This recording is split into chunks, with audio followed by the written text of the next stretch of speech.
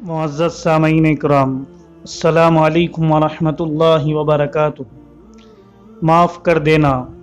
کون شخص دنیا میں ایسا ہے جس سے کوئی نہ کوئی غلطی سرزد نہ ہوئی ہو، اور ہر شخص یہ بھی چاہتا ہے کہ اللہ تعالیٰ اس کی غلطی کو معاف فرما دے۔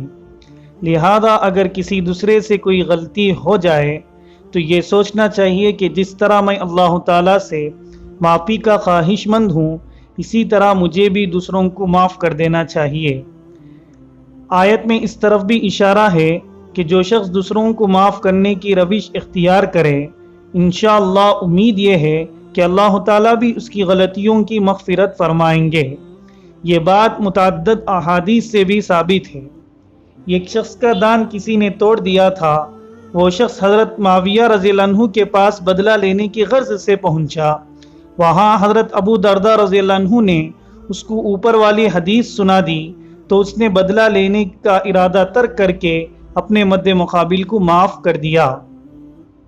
سوچنے کی بات یہ ہے کہ اگر کوئی شخص دوسرے کو معاف کرنے کے بجائے اس سے بدلہ لے، یعنی اس کو بھی ویسی ہی تکلیف پہنچا دے، تو اس سے اس کا کیا فائدہ ہوا؟ اگر کسی نے ایسی تکلیف پہنچائی ہے جس کا بدلہ لینا ممکن نہیں ہے تو اس کو معاف نہ کرنے کا نتیجہ یہ ہوگا کہ اس کو آخرت میں عذاب ہوگا۔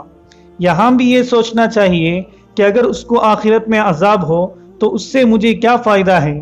اس کے برخلاف اگر اس کو معاف کر دیا تو اس سے میرے گناہ معاف ہوں گے، عذاب جہنم سے نجات ملے گی اور اللہ تعالی درجات بلند فرمائیں گے۔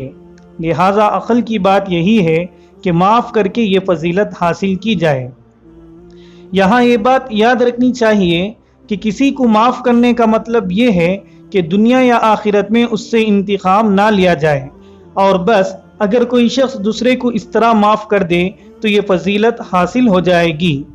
معاف کرنے کے لیے یہ بھی ضروری نہیں ہے کہ اس شخص کی طرف سے آئندہ اس قسم کی تکلیف پہنچنے کا سد باب نہ کیا جائے۔ اگر اندیشہ ہو کہ وہ شخص دوبارہ ایسی حرکت کرے گا تو اس کے سد باب کے لیے کوئی اقدام کرنا بھی معافی کے خلاف نہیں ہے۔ ایسی صورت میں اپنا سابقہ حق تو معاف کر دیا جائے، لیکن آئندہ اس کو تکلیف سے بچنے کے لیے بااختیار افراد سے مدد لے لی جائے، تب بھی انشاءاللہ معافی کی فضیلت حاصل رہے گی۔